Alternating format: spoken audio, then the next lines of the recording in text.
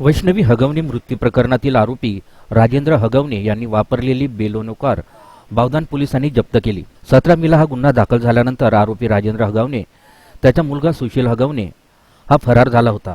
त्याच दरम्यान या बोलेनो वाहनातून त्यांनी अनेक ठिकाणी प्रवास केला होता। तीच बोलेनो कार बावधान पोलिसांनी जप्त केली आहे। आणखी किती वाहने आरोपी राजेंद्र हगवणे हा फरार असताना वापरली त्याचा तपास बावधान पोलीस घेत आहेत।